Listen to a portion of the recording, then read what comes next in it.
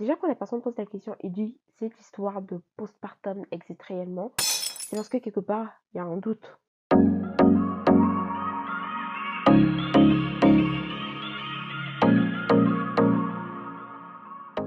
Hello tout le monde, j'espère que vous allez bien. Bienvenue dans cette nouvelle vidéo YouTube.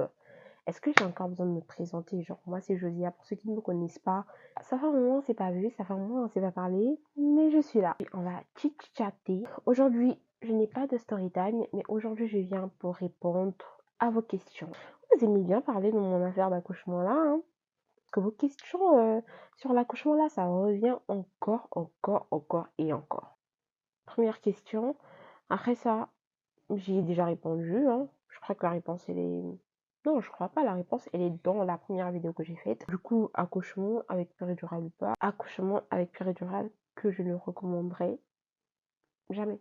Alors, tu fais toujours des formations? Oui, je fais toujours des formations. En vrai, moi, je pensais que faire des formations en ligne, ce serait plus simple que de faire des formations en présentiel. Parce qu'en présentiel, vas-y, maintenant que je réfléchis, maintenant que je prends conscience des choses, maintenant que j'ai fait les deux, j'ai l'impression que faire des formations en présentiel, c'est 1000 fois mieux que faire des formations en ligne.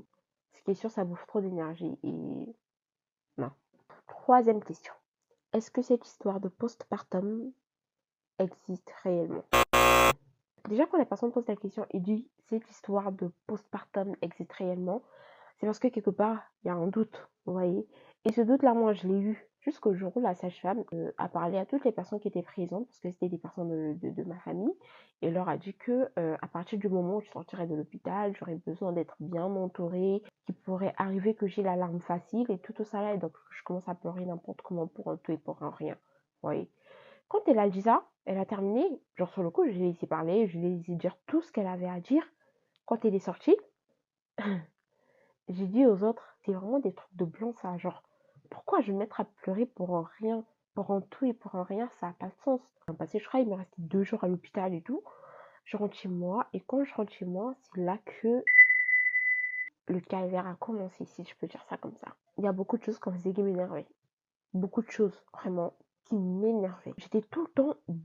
En fait, je sais pas comment vous expliquer, mais j'étais tout le temps... Comment je vous explique? En fait, comment je vous explique? Genre, ça bouillonnait à chaque fois au-dedans de moi. Vous voyez, à chaque fois, j'avais envie de péter les plombs pour un tout et pour un rien. On m'avait imposé beaucoup de repos. Je faisais l'effort de me reposer du mieux que je pouvais. Sauf que le problème avec moi, c'est que dès que je me sens un petit peu mieux, c'est bon. Je commence à faire des trucs, mais que j'avais pas forcément besoin de faire, en fait.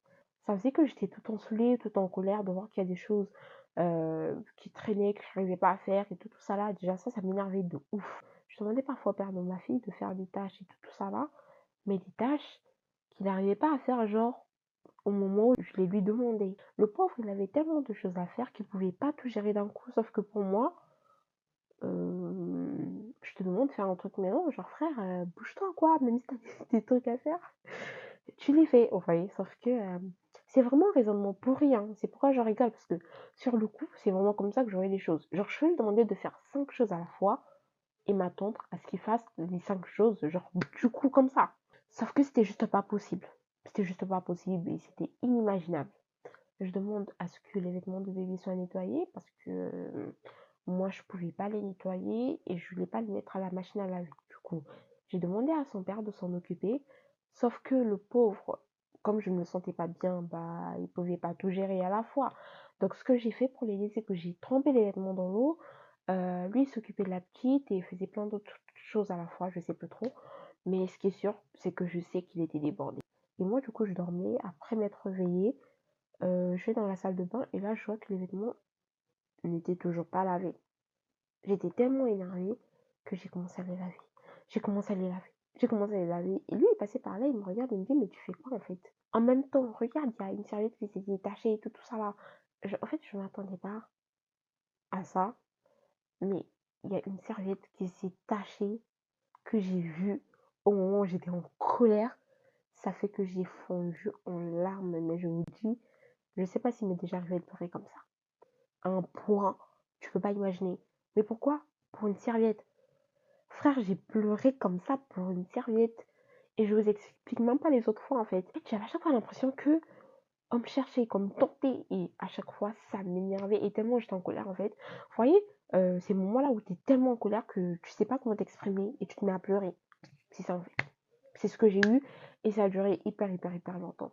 Je pense que il y a une première et une deuxième phase. Oui, c'est bizarre de dire ça comme ça, mais je sais que en sortant de l'hôpital, j'étais très sensible, très fragile et facile à atteindre.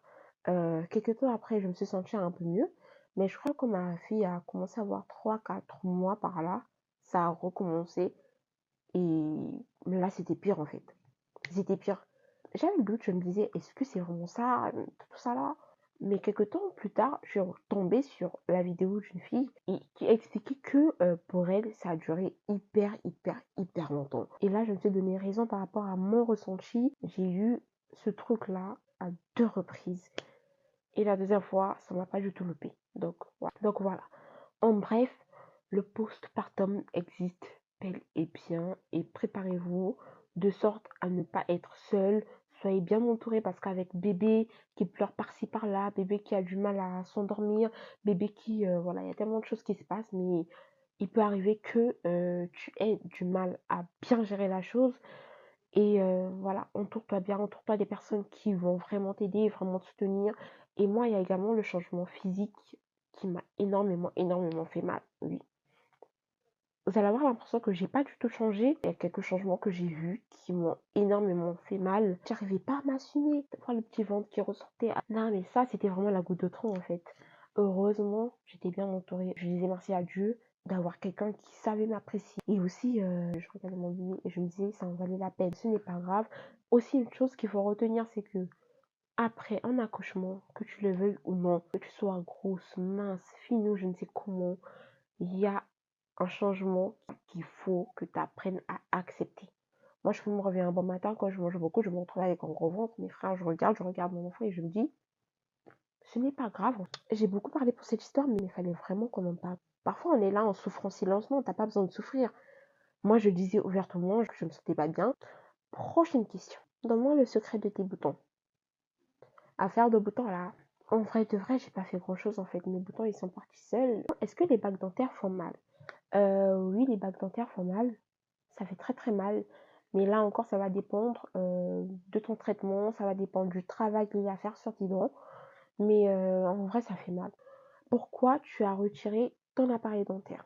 Donc moi, j'ai retiré mon appareil dentaire pour la simple raison que je trouvais que mon orthodontiste me piochait un peu trop. Vous voyez, mes dents bougeaient bien, ça se déplaçait bien, ça se mettait bien en place, mais le problème c'est que j'avais trop l'impression qu'il ralentissait dans son traitement, vous voyez, de sorte à ce que le travail soit fait très lentement. Je dépensais beaucoup, mais j'avais l'impression de ne pas voir de résultat en fait.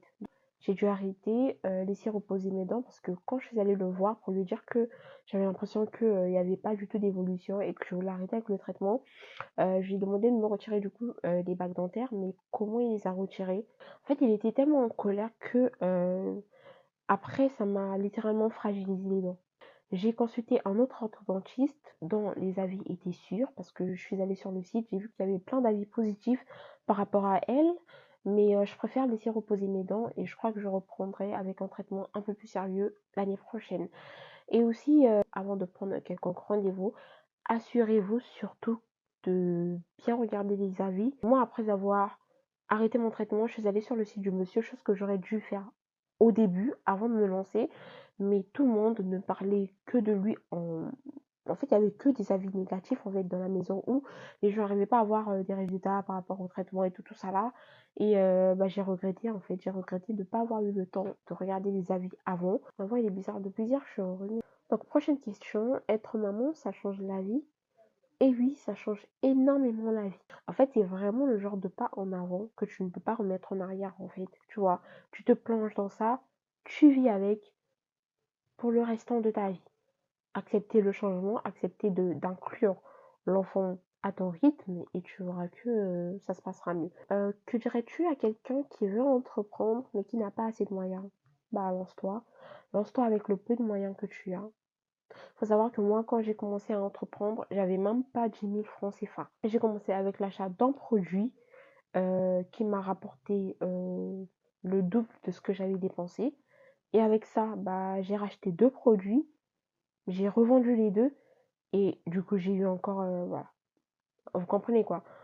C'est de là que ça a commencé, c'est de là que c'est parti et franchement, donc, prochaine question, je t'ai connue à la fac de droit, tu fais toujours droit?